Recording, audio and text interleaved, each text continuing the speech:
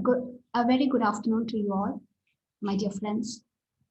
I am Dr. Joyce Jose, Assistant Professor of Zoology, St. Thomas College, Thrissur. First of all, I'd like to apologize to you because I'm not present with you directly. There has been a medical emergency in my home. It happened today, and there's no possibility that I'll be able to take the class tomorrow with you directly. So that's why I thought that I'll just record this class for you. So because irrespective of my loss or the problems here, you'll still be able to get to know about the wonderful ecosystem that is Myristica swamp forests. So whenever we hear or whenever we talk about Western Ghats, the immediate idea which comes into our mind is a biodiversity hotspot. And if someone were to tell us that there is a place within this particular uh, geographical entity where there is even more biodiversity, which is even more precious in terms of the biodiversity there, nobody would believe. But actually, there is such a place. We could say it is a super hotspot, not only because there is a lot of biodiversity, but also because the plants which are present there and most of the animals which are present there, they are very, very unique. It is also symbolic of the processes which have happened in the formation of our present phytogeographical regions. We have all heard about succession, ecological succession, and such terms. But here we actually see this work. So, welcome to Myristica Swamp Forests of Western Ghats. When I talk to you here, I am just the face and the voice of a team which worked together from 2004 to 2008 in the Myristica swamps of Kerala. Dr. P. Vijay Kumaran Nair was the principal investigator of a MOEF funded project, which was given to Kerala Forest Research Institute, Pichi, Thrissur, Kerala. The other scientists in this team were Dr. K. Swarupanandan, Dr. Thomas P. Thomas, and Dr. K. K. Ramachandran, who is also my PhD supervisor. Then in our team was Dr. Robi TJ, who is now my husband. We are not only research partners, but Myristica Swamps has also given me my life partner. Then I was there.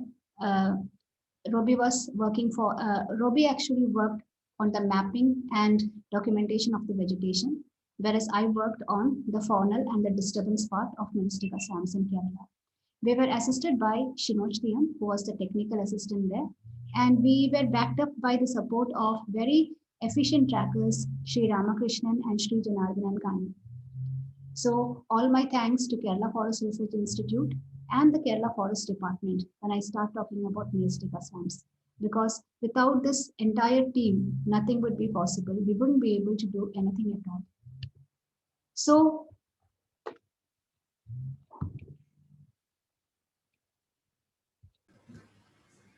another reason for introducing Myristica swamps today is because in 2018, there was the first report of Myristica swamps from Maharashtra.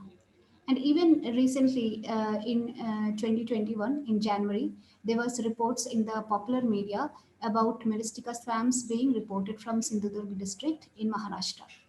So till then, the concept was that Myristica swamps are something which are, sort of, confined to the southern Western Ghats. So it had been reported that time only from certain parts in southern Kerala, northern Kerala, and Uttara Kannada district in Karnataka, and then okay, a few patches in Goa. So this is the first time that the first report of Myristica swamps from such a northern extent is being reported. So this actually is a golden opportunity to reignite the interest in Myristica swamps and also to tell everybody in Maharashtra that see, this is so precious. You have got such a precious commodity with you and you have to understand its value. You have to love it with whole heart and you have to conserve it. So that is also one of the objectives of why we are talking today. So coming to water Myristica swamps. So Myristica swamps are freshwater swamp forests and they're actually characterized by the dominance of trees which belonging to Myristicaceae. So another speciality of this Myristicaceae is that it's also endemic and most of its members are critically endangered or they are endangered. They are all placed in the red list. In addition to that, Myristicaceae is a very, very ancient family. So families like Myristicaceae, Magnoliaceae, they have fossil records which say that they were present when the Indian subcontinent it split from the Gondwana land. There are certain instances. Then recently some studies have come to light which say that Myristica swamps were present even during the Pleistocene era. So all these indicate that these are actually sort of relics. So actually, did they actually pave the way to the present forests?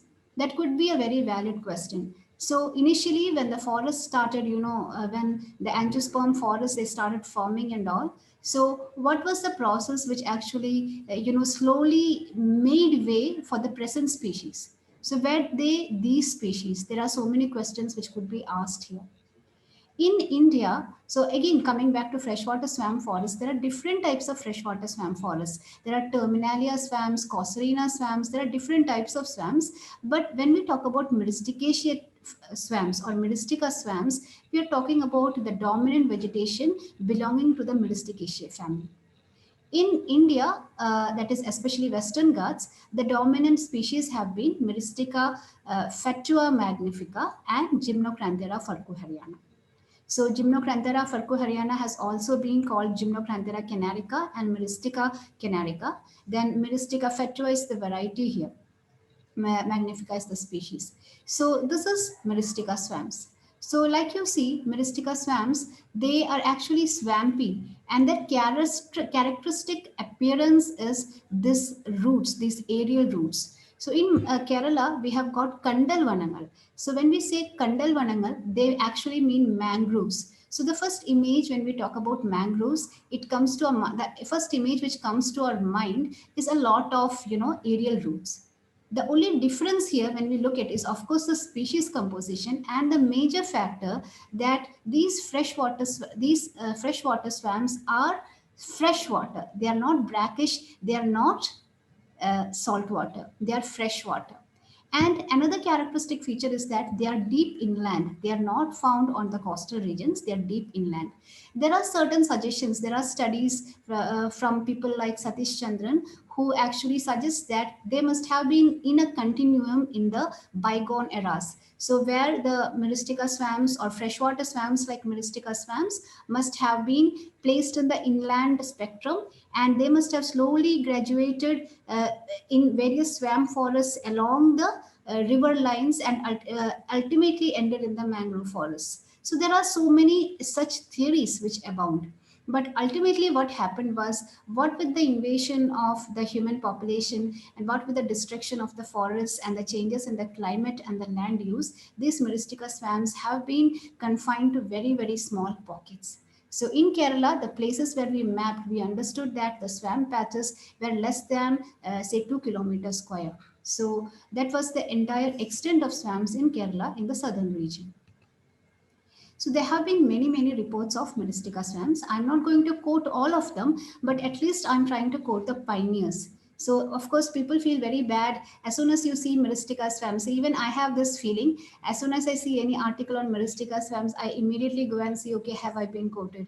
So I'll try to make sure that I pay homage to all the people who have worked on Myristica swamps here. But sometimes I may miss out on some people. So I'm very sorry for that in advance. So in 1960, Krishnamurti initially reported the presence of this Myristica swamps in the southern Travancore region, and he reported a place called Chirigala. So even now, this place Chirigala, there is no consensus because when you look at the Survey of India map, there are different places which point out to a Chirigala.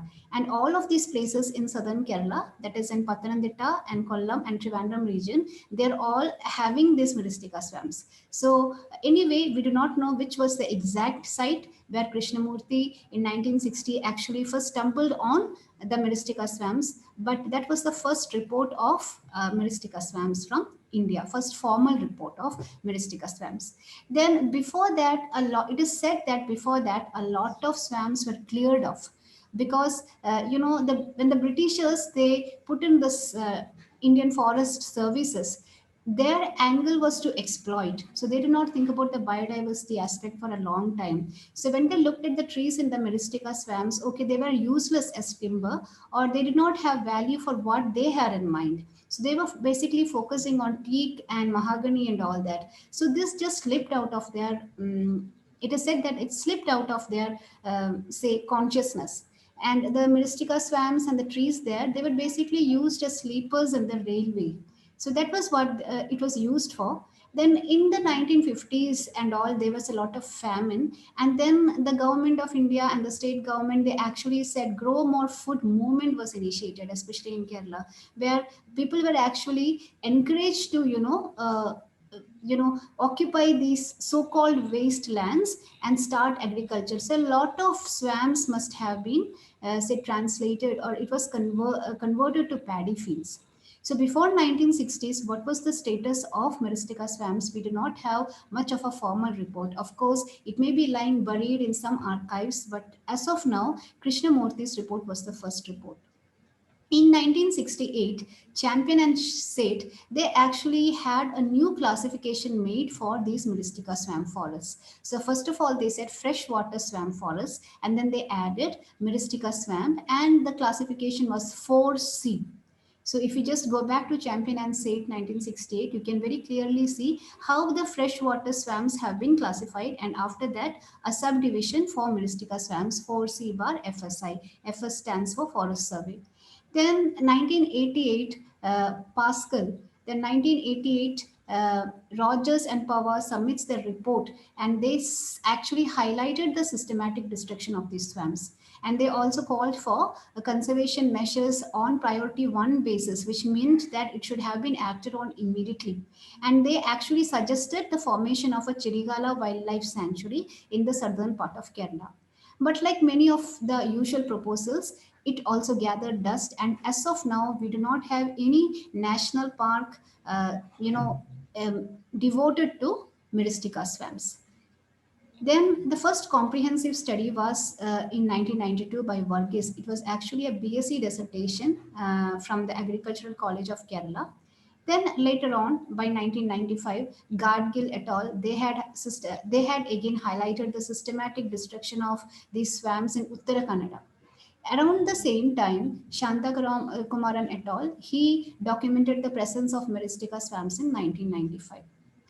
Ramesh and Pascal also actually indicated how the endemic nature of these swamps should give them some more importance.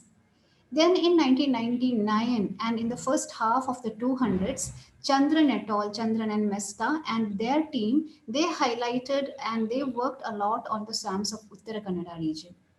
Around this time itself, that is in 2004, Jayarajan did a study on the sacred groves of northern Kerala.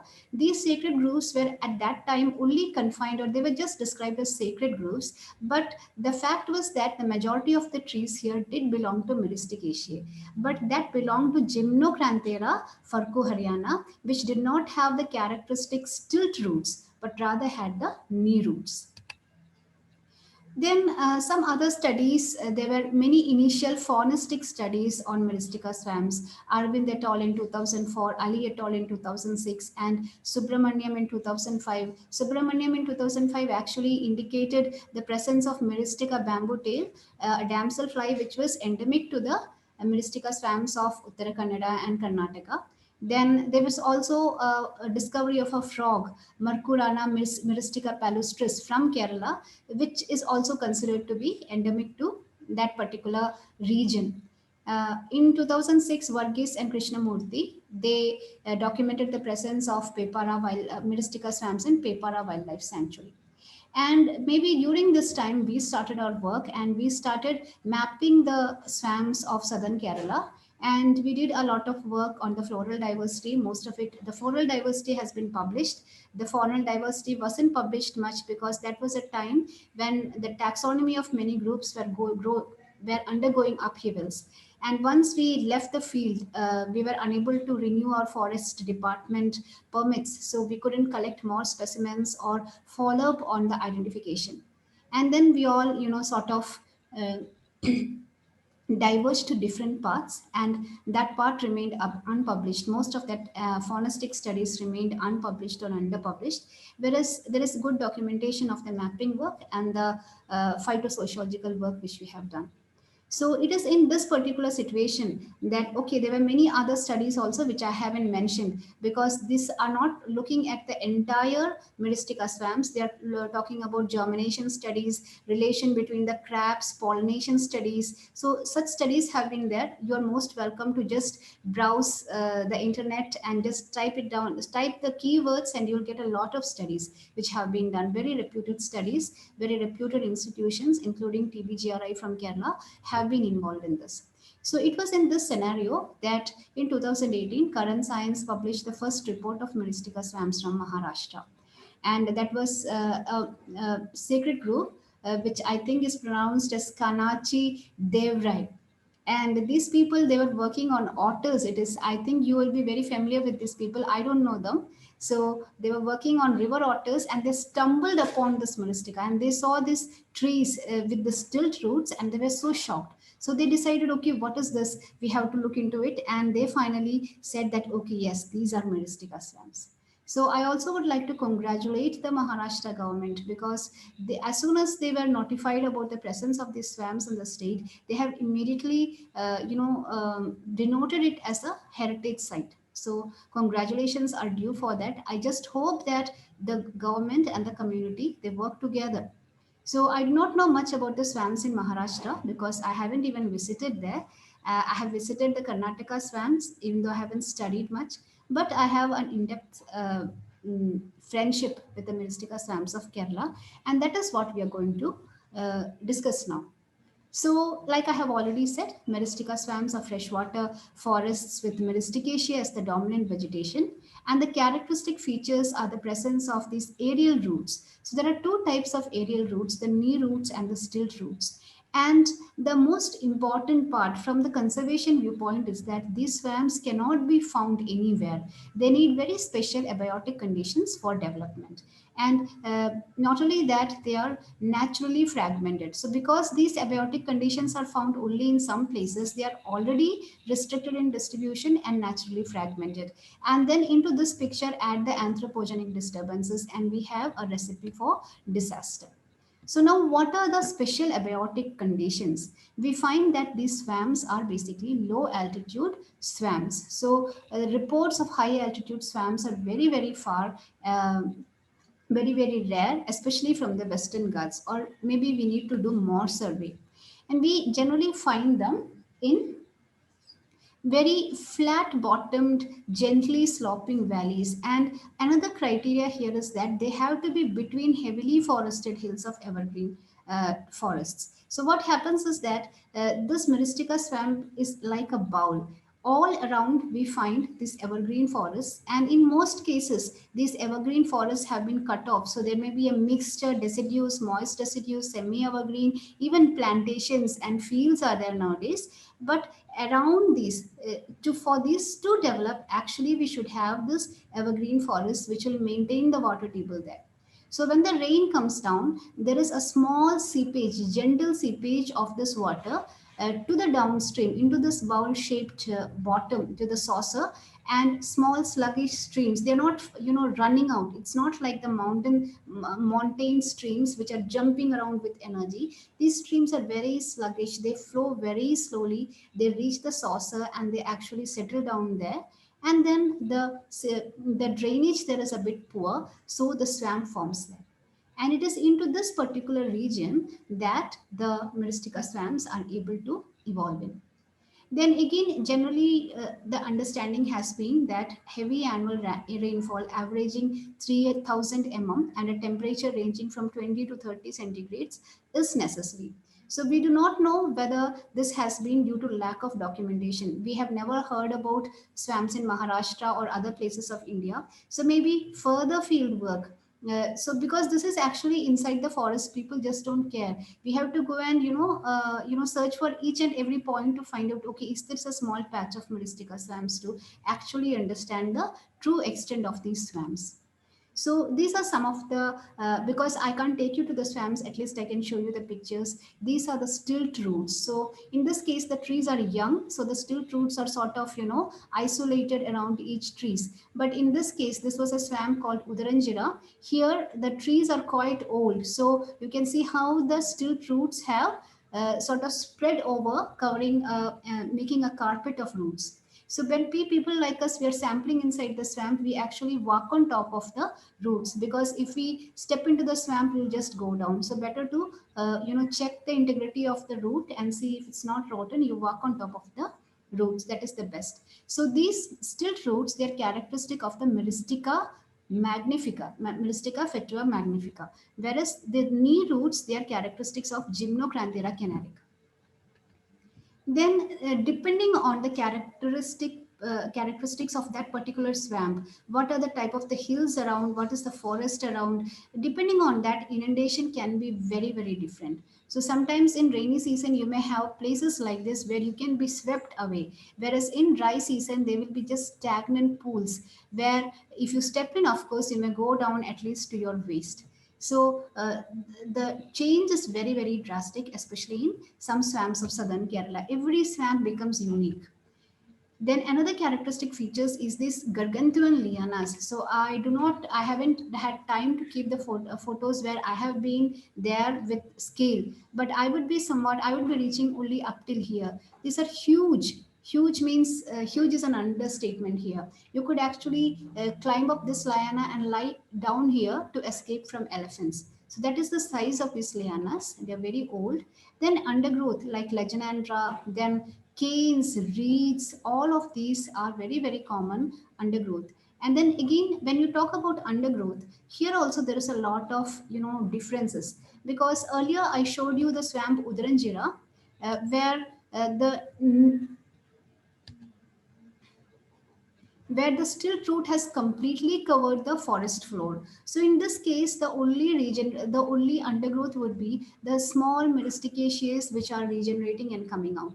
But where there is knee roots, there may be some undergrowth like this, like Legionandra, and especially in forest, especially in the margin of this forest, we may find more undergrowth. So majority of the diversity would be sort of like around on the edges of the swamp and not in the middle of the swamp. Then again, this is also a generalized statement, because this again depends on the level of inundation. If the inundation is very high, you have a classical swamp where only myristicaceae is present and the only undergrowth is lots of roots. But if the inundation is not that much, then okay, you will have a mixture of other species. So our study area here in Kerala was the southernmost part of Kerala, which spanned three districts, that is Pathanamthitta, Kollam, and Trivandrum, and it encompassed three forest ranges, Anchal, Shendurni, and Kolatthupuzha. So when you look at, this is Kerala here, and then this would be Uttara Kannada and Goa and Maharashtra. So this is the region where Myristica swamps as of now have been reported. Of course, there is one report of fossils of Myristica from Guwahati, I think, but then those are all fossils. So currently, I'm really talking about the extant population. So in Anchal and Kolatthupuzha and Shendurni, there are two river systems which play host to these Myristica swamps: the Ittikara river system and the Kallada river system. The Kallada river system consists of two rivers, the Kolatthupuzha and the Shendurni rivers. They merge together to form the Kallada river. So Kolatthupuzha river is actually catering to the swamps in Kolatthupuzha range, and the Shendurni river caters to the feeds the swamps in Shendurni range. Most of the swamps in Anchal, they are basically on the Ittikara river. So this is the way, if you're just looking at the dam of this particular area, you can see the small green spots there. These were the areas where we could see the Myristica swamps. So we mapped a total of 60 swamp patches, and most of these swamp patches were at least above 1 hectare.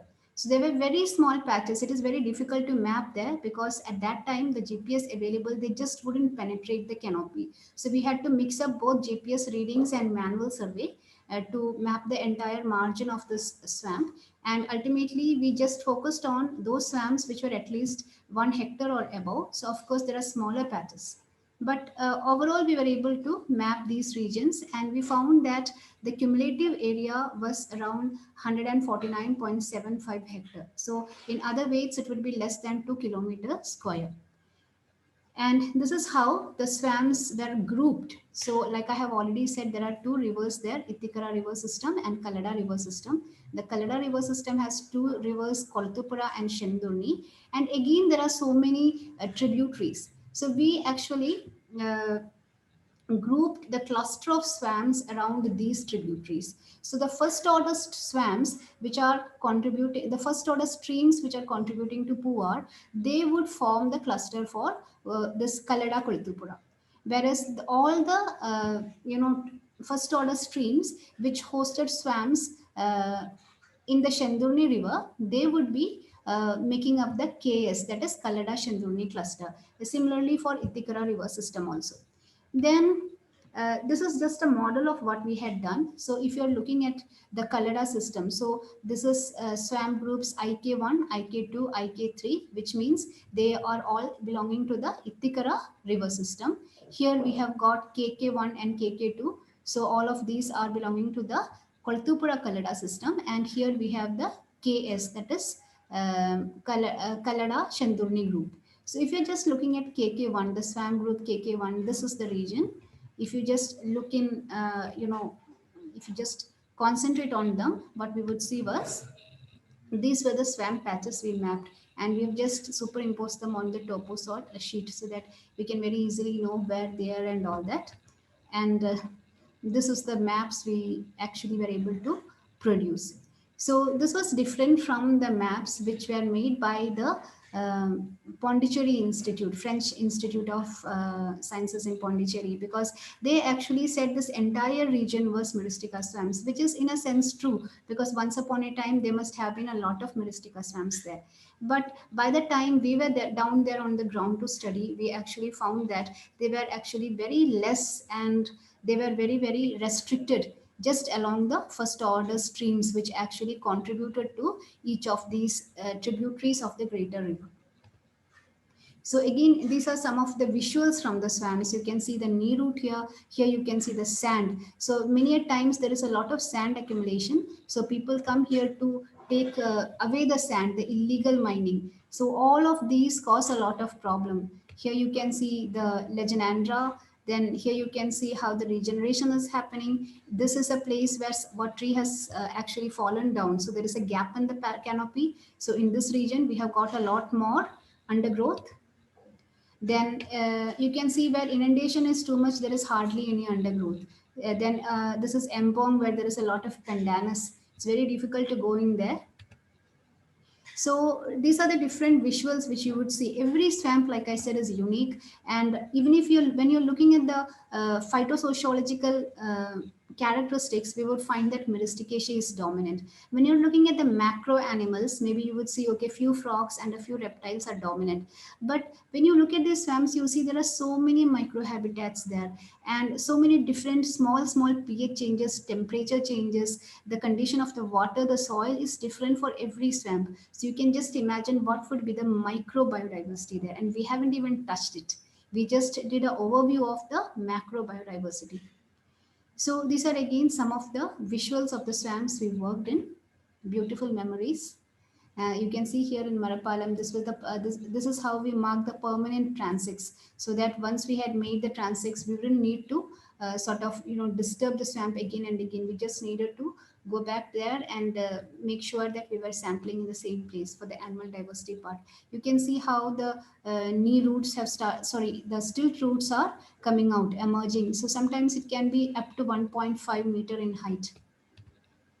So coming back to the mapping, we could find that the total area of Myristica swamps was below 1.5 kilometers square that time. And later there were more documentation. That is why I keep repeating less than 2 kilometers square. 31 swamps in Koltupura, 16 swamps in Shendurni, and 13 swamps in Anchal were mapped. And this is the distribution of the size classes. And what we actually see is that large swamps are very less. Most of the swamps are below 5 hectares. Most of the swamps are below 5 hectares. So what it indicates is that the swamp gets smaller and smaller and smaller. So the smaller the swamps, higher the chances of it becoming even smaller. And once it becomes smaller and smaller, finally it becomes a speck, so that there is only one or two Myristica trees left there. So that is actually a big problem. When we came to Uttara Kannada, so here I am quoting Chandran Mesta and their group's work, they have mapped around 51 swamp patches and the cumulative area was 9.82 hectares. That was from Uttara Kannada. And here also, the swamp size was around 0.005 hectare to 1 hectare. And most of the swamps, like they have said, below, it was below 0.5, 0.05. So there were very less swamps which were actually even reaching 1 hectare in Uttara Kannada. So I had actually visited some swamps around Sirsi, thanks to the hospitality of Dr. Vasudeva Kuppa.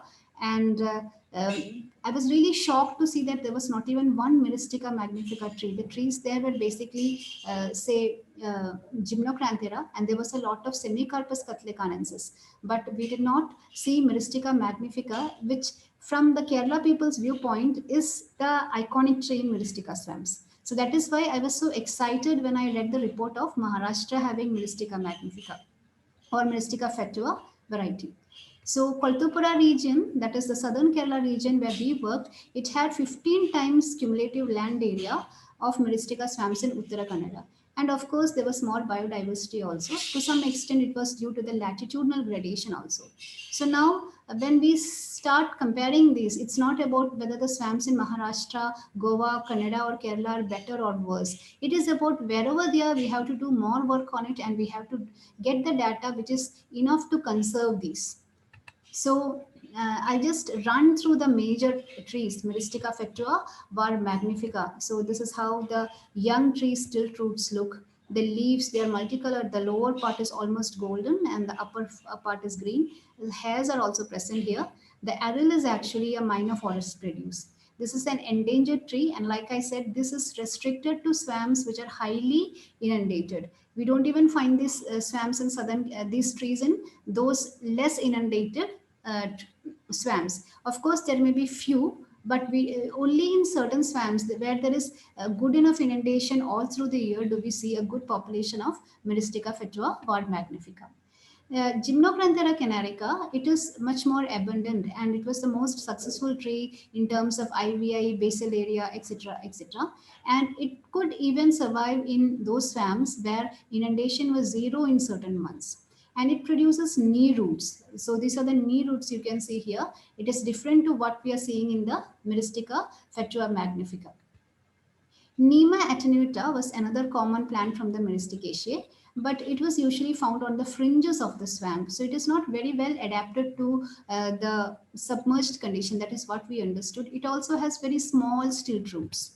Then other major trees were Lophopetalum bitianum and Bacteria indica, which is a critically endangered tree. It was very common in the swamps. Then Syzygium travancoricum, again a critically endangered tree. It is said initially in the IUCN list, we could see that there were only 15 adult trees listed. But in certain swamps in Shendurni, we could see when we had actually counted all the tree numbers, we could at least count 50 adult trees. So a lot of trees, Syzygium was there. But the problem here was that even though there were a lot of big trees, there weren't medium generation trees or the sapling generation was very less. Actually, there was germination, but the germinated saplings, they just did not grow up. There was some fungal infection. So that is also a question there. Then other Myristica trees were Myristica malabarica, Myristica dactyloides, etc. Then other common plants, like I said, were the different species of reeds, canes, and palms. So all of this together give a very characteristic appearance to these Myristic swamps. Dominant woody climbers. So if you want to escape from the elephants, like I said, if you can just climb up on these climbers, which are quite easy to climb, it's a very good idea. Then small climbers, of course, are there. Then the wild variety of vanilla and many medicinal plants are also present. So because of the lack of time, I'm not going to talk about all of these. Legionandra ovata, it's very, very common. Similarly, Gingiberaceae species, they're very, very common. Different types of Barlaria, they're very common there. So when we come to the summary of the flora, what we would say is Myristicaceae is dominant. 65.54% of all individuals in the swarms were Myristicaceae. When you're looking at the number of species, of course, Euphorbiaceae had more number of species, but we are also talking about the fringes of the swarms and those swarms which were not very totally inundated. But otherwise, Myristicaceae was the dominant.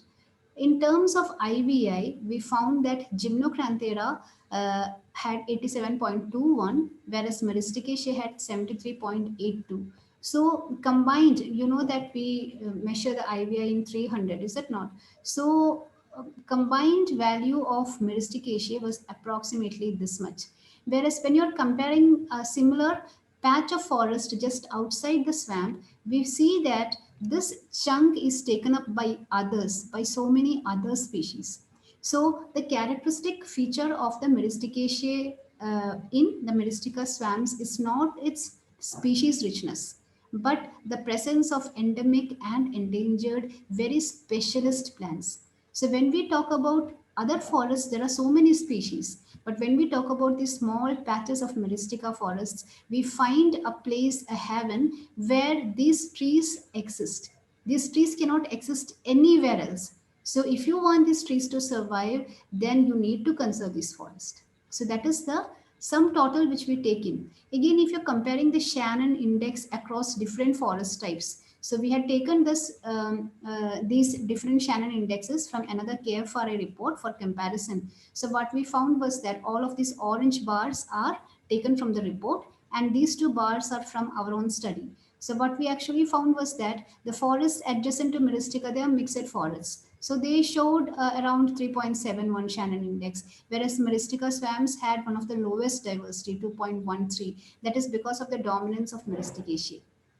So it is not about the diversity, but it is about the presence of these unique plants, which are relics, which are rare, which are endangered, and which cannot be found anywhere else. So a lot of red listed plants are present in Myristica, a lot of endemic and plants of medicinal values are also found there.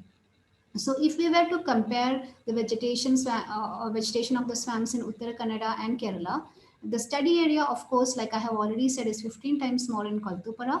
And when you're looking at the successful species based on IVI, we found that both in Kaltupara, that is southern Kerala, and Uttara Kannada, the successful species was Gymnocranthera. And even the IVI was sort of eerily similar, 78.80 and 78.02. But when we compare the other species, Myristica fetua had IVI of 65.37, whereas in Uttara Kannada, other species are taking up that particular place, like Mastitia arborea and Lophopetalum victianum. So the speciality of Kaltupra or southern Kerala would be the dominance of Myristica fetua var magnifica. Whereas Gymnocranthera, it was sort of, spread over to Uttara Kannada also. Then again, difference in the dominant non-Myristica species also shows a lot of difference in Kaltupura and Uttara Kannada. Again, the presence of the rare species like Vetiria indica, Holigarna arnotia, Syzygium travancoricum, when compared to Semicarpus travancoricum and Hopia in Uttara Kannada is also different. So I'll take a small break and we will go on to the animal part in the next class.